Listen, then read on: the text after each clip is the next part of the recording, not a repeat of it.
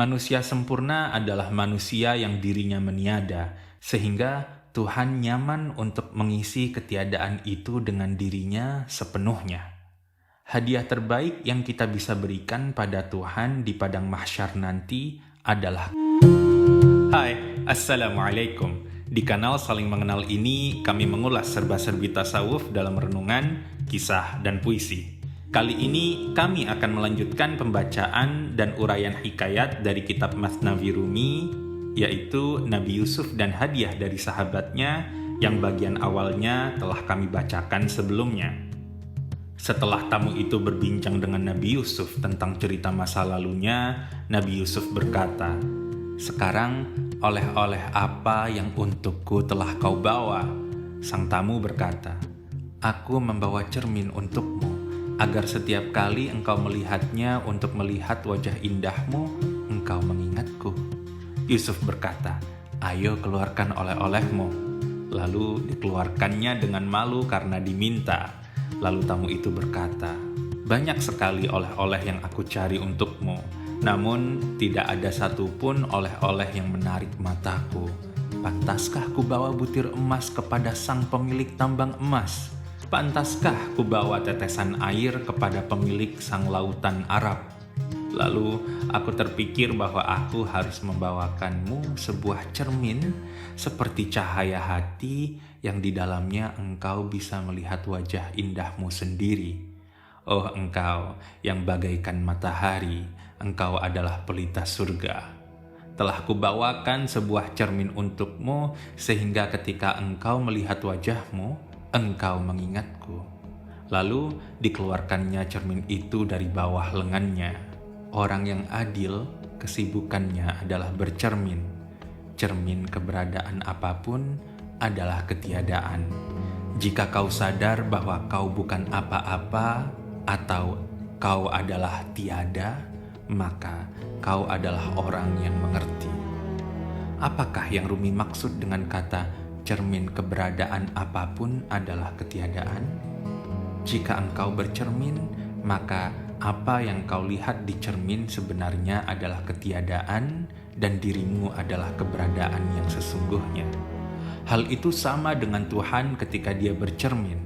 Ketika Tuhan bercermin, yang ada dalam cerminan adalah ketiadaan, sedangkan keberadaan sesungguhnya adalah Tuhan sendiri.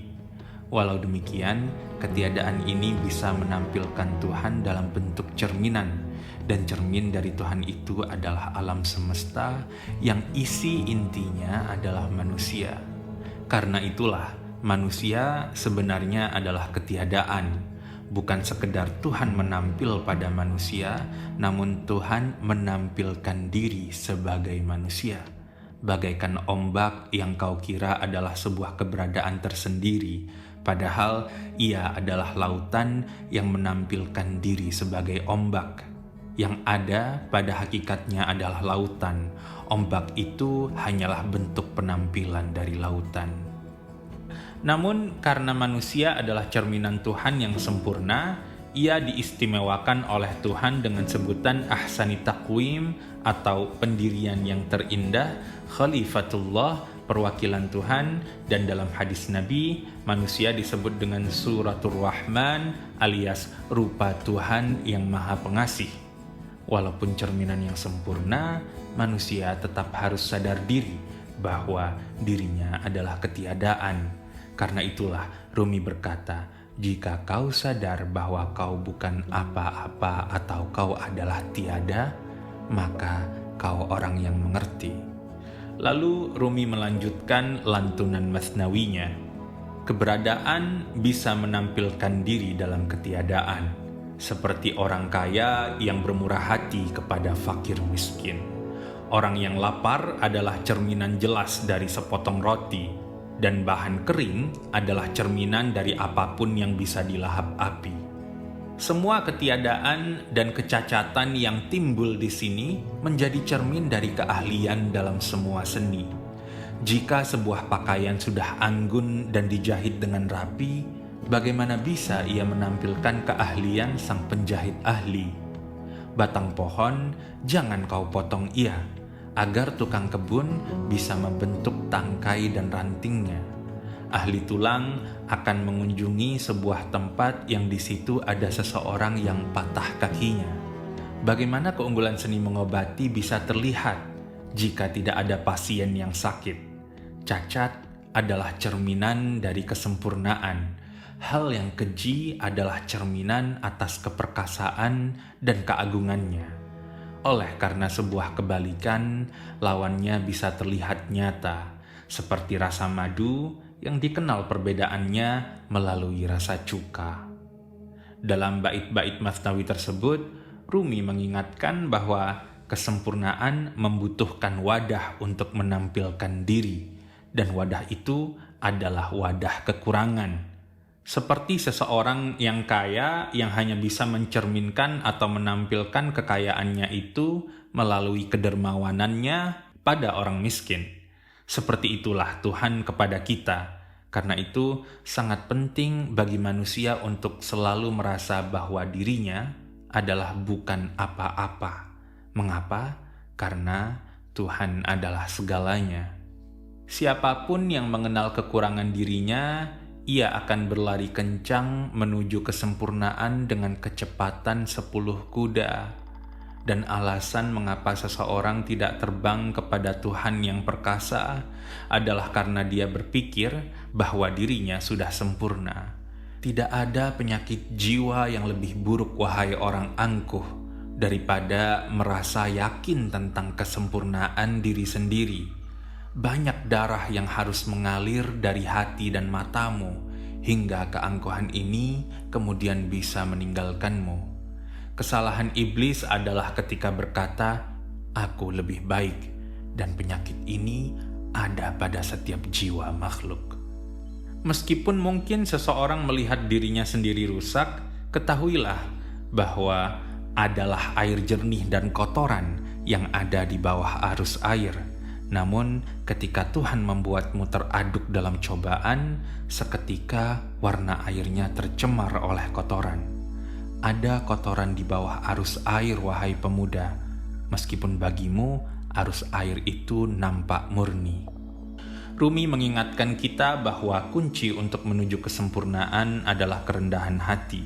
Hanya dengan rendah hati, manusia sadar diri akan ketidaksempurnaannya, agar ia kemudian menuju Tuhan yang maha sempurna.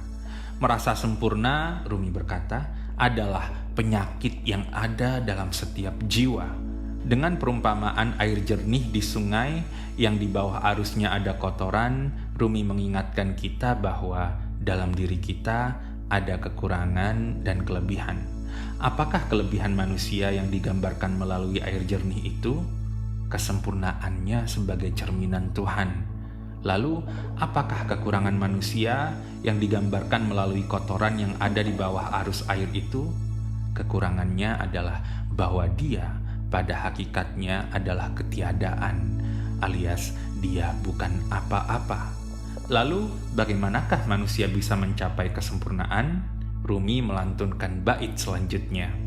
Adalah sang guru bijaksana yang mengerti jalan, yang menggali saluran-saluran untuk arus air taman sang pejalan. Bisakah air dalam arus itu membersihkan kotorannya sendiri?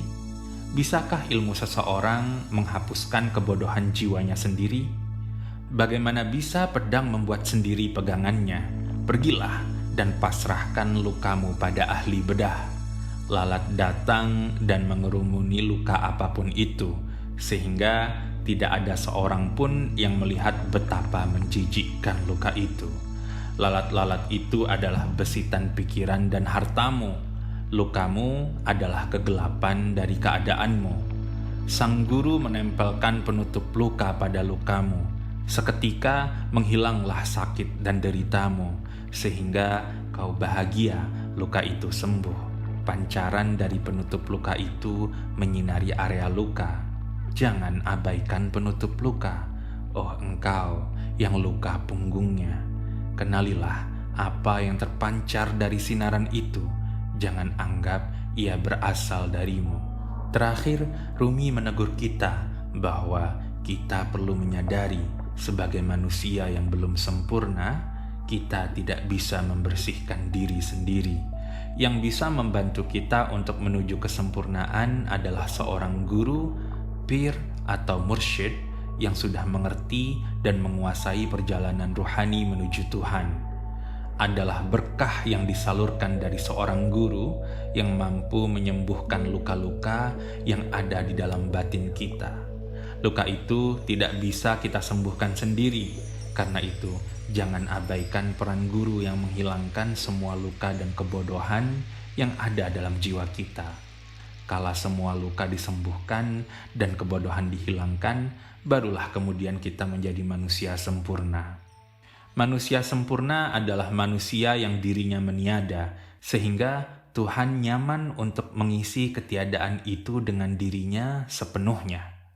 Hadiah terbaik yang kita bisa berikan pada Tuhan di padang mahsyar nanti adalah ketiadaan kita.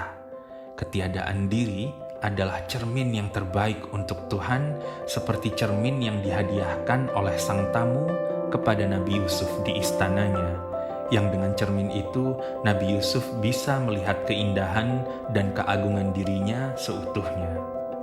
Lalu, adakah hadiah selain cermin yang pantas kita persembahkan untuk Tuhan? Walhamdulillahi wahdah, wa sallallahu ala sayyidina Muhammad wa alihi wa itratih, wa hasbunallah wa ni'mal wakil.